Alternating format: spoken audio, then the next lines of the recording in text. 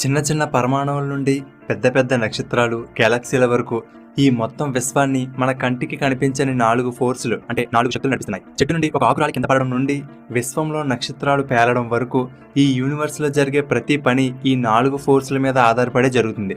అంతెందుకు, అసలు ఈ 4 ఫోర్సులు లేకపోతే ఈ యూనివర్స్ ఇలా ఉండదు.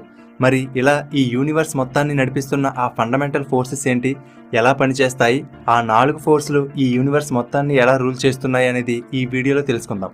కాబట్టి ఈ వీడియోను పూర్తిగా చూడండి.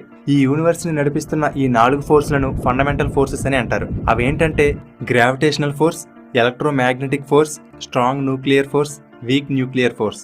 ఇప్పుడు ఒక్కొక్క దాని గురించి అవేంటి, ఎలా పనిచేస్తాయో క్లియర్గా తెలుసుకుందాం. ముందుగా మనందరికీ బాగా తెలిసినటువంటి గ్రావిటేషనల్ ఫోర్స్ గురించి చూద్దాం. యాపిల్ కింద పడడం చూసిన ఐజాక్ న్యూటన్ గ్రావిటేషనల్ ఫోర్స్ అనేది ఒకటి ఉంటుందని, మాస్ అంటే ద్రవ్యరాశి ఉన్న 2 ఆబ్జెక్టుల మధ్య ఒక అట్రాక్షన్ ఫోర్స్ ఉంటుందని, ఆ ఫోర్స్ని గ్రావిటీ అంటారని, ఈ మాస్ అనేది ఎంత ఎక్కువగా ఉంటే వాటి మధ్య ఉండే గ్రావిటేషనల్ ఫోర్స్ కూడా అంత ఎక్కువగా ఉంటుందని న్యూటన్ కనిపెట్టాడు.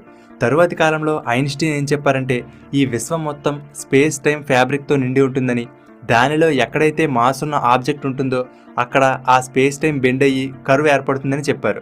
ఉదాహరణకి ఒక పెద్ద రబ్బర్ షీట్ మీద ఏదైనా బరువును పెడితే ఎలా బెండ్ అవుతుందో అలా అనమాట. ఇలా బెండ్ అయిన స్పేస్ టైం అనేది ఆ ఆబ్జెక్ట్ ఎలా మూవ్ అవ్వాలి అనేది డిసైడ్ చేస్తుంది. ఈ విధంగా గ్రావిటేషనల్ ఫోర్స్ క్రియేట్ అవుతుందని ఐన్స్టీన్ చెప్పారు. అయితే ఈ మాస్ ఎంత ఎక్కువగా ఉంటే అంత ఎక్కువగా స్పేస్ టైం కర్వ్ ఏర్పడుతుంది. ఎంత ఎక్కువ కర్వ్ ఏర్పడితే అంత ఎక్కువ గ్రావిటేషనల్ ఫోర్స్ ఉంటుంది.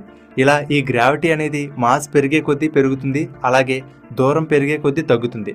అంటే ఈ 2 ఆబ్జెక్టుల మధ్య ఉండే డిస్టెన్స్ పెరిగితే గ్రావిటేషనల్ ఫోర్స్ తగ్గుతుంది. కానీ ఈ గ్రావిటేషనల్ ఫోర్స్ అనేది లాంగ్ డిస్టెన్స్లో కూడా బాగా పనిచేస్తుంది. అందుకే ఎక్కడో కొన్ని కోట్ల కిలోమీటర్ల దూరంలో ఉండే సూర్యుడి అట్రాక్షన్ ఫోర్స్ మన భూమి మీద పనిచేస్తుంది. ఈ విధంగా గ్రావిటీ అనేది మాస్ అండ్ డిస్టెన్స్ మీద ఆధారపడుతుంది. ఇలా మన కంటికి కనిపించని గ్రావిటీ వల్లనే మనం కానీ, మన చుట్టూ ఉన్న వస్తువులు కానీ గాలిలో తేలిపోకుండా భూమి మీద ఉంటున్నాయి. కేవలం మన వరకే కాదు, ఈ స్పేస్లో ఉండే గ్రహాలని, నక్షత్రాల చుట్టూ వాటి ఆర్బిట్లో తిరిగేలా చేసేది కూడా ఈ గ్రావిటీనే. ఈ విధంగా చిన్న వస్తువుల నుండి పెద్ద నక్షత్రాలు, గ్యాలక్సీలు కూడా ఈ గ్రావిటీ ఆధారంగానే మూవ్ అవుతాయి. అయితే గ్రావిటీ గురించి ఇంత గొప్పగా చెప్పుకున్నాం కదా, కానీ మనం చెప్పుకునే ఈ 4 ఫండమెంటల్ ఫోర్సెస్లో ఈ గ్రావిటీనే అత్యంత వీక్ ఫోర్స్, అంటే బలహీనమైనది. అంటే మిగిలినవి ఎంత స్ట్రాంగ్ ఫోర్స్లో ఉంటాయో అర్థం చేసుకోండి. నెక్స్ట్, ఇప్పుడు సెకండ్ ఫోర్స్ అయినటువంటి